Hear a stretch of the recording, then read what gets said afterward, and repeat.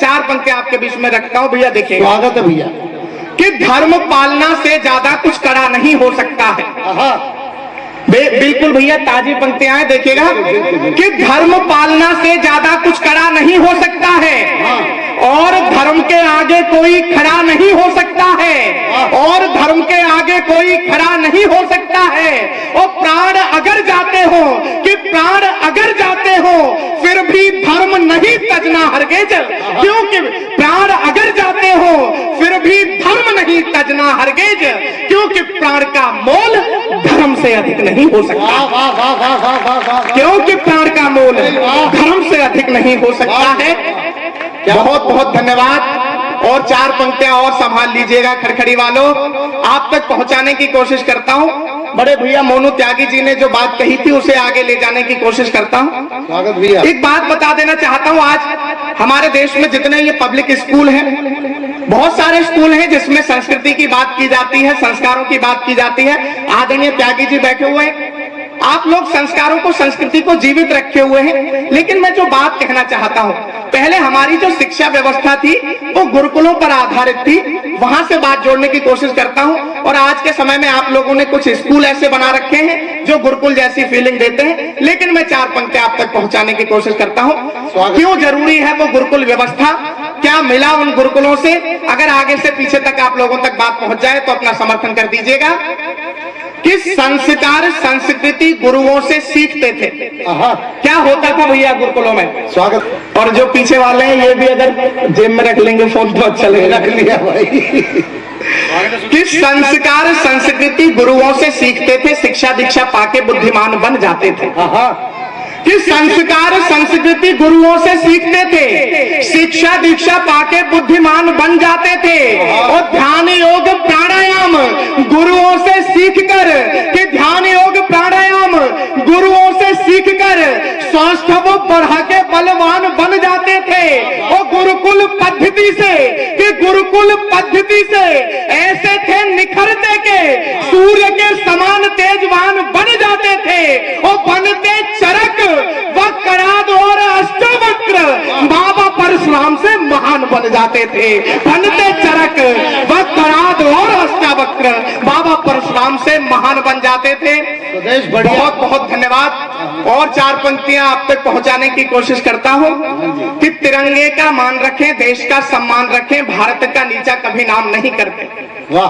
कि तिरंगे का मान रखें, देश का सम्मान रखें, भारत का नीचा कभी नाम नहीं करते। और वक्त पड़ने पे हाथ दिखाते निज वीरता भी, माँ का दूध कभी बदनाम नहीं करते। और शर्म से झुकाना पड़े, कि शर्म से झुकाना पड़े शीश कभी माँ के आगे, कि शर्म से झुकाना पड़े शीश कभी माँ के आगे।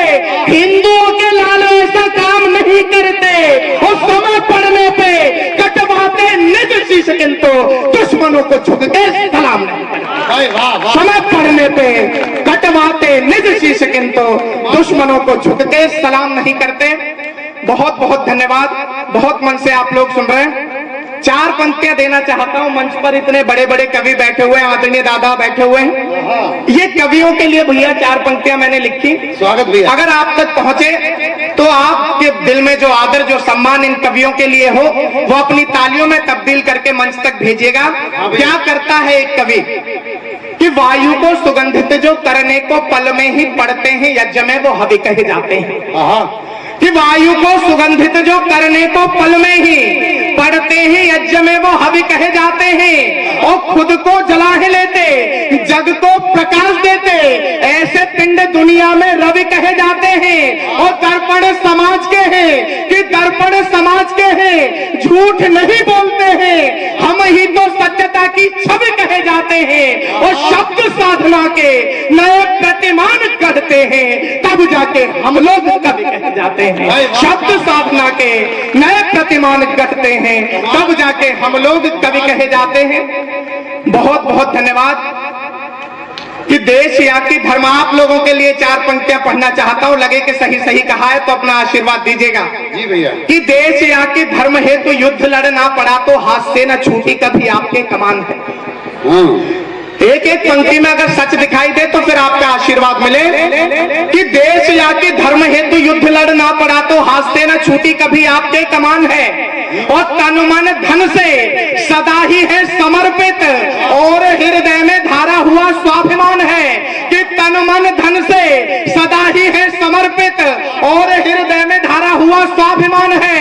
और राष्ट्रभक्ति मान को बढ़ाती रही आपके वाह, कि राष्ट्रभक्ति मान को बढ़ाती रही आपके वाह, आपसे ही बड़ी माता भारती की शान है, और आपकी वजह से, कि आपकी वजह से ये वसुधा सुरक्षित है, आपकी वजह से ये भारत महान है, आपकी वजह से ये वसुधा सुरक्षित है, आपकी वजह से ये भारत महान है। बहुत बहुत धन्यवाद। और कुछ एक पंक्तियां और आपके बीच में रखूंगा, उसके बाद अपना स्थान लूंगा, क्योंकि हमें देश के दो बड़े कवियों को सुनना है और इनके लिए पर्याप्त समय भी बचाना है। एक दो छंद और मन से स्वीकार कर लीजिएगा भैया।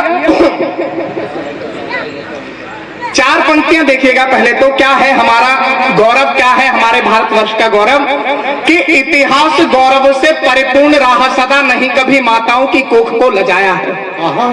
कि इतिहास गौरव से परिपूर्ण रहा सदा, नहीं कभी माताओं की कोख को लजाया है। और शिवा महाराणा और भरत, शिवा महाराणा व भरत जैसे बेटों के ही वीरता ने ऊंचा मां के भाल को उठाया है। और भारती ने कभी यदि मांगा कुछ हमसे तो, कि भारती ने कभी यदि मांगा कुछ हमसे तो एक भी कदम नहीं पीछे को हटाया है। और शत्रुओं के मुंड की तो बात छोड़ दीजिएगा, हमने तो निज शीश काट के चढ़ाया है। शत्रुओं के मुंड की तो बात छोड़ दीजिएगा, हमने तो निज शीश काट के चढ़ाया है। वाह।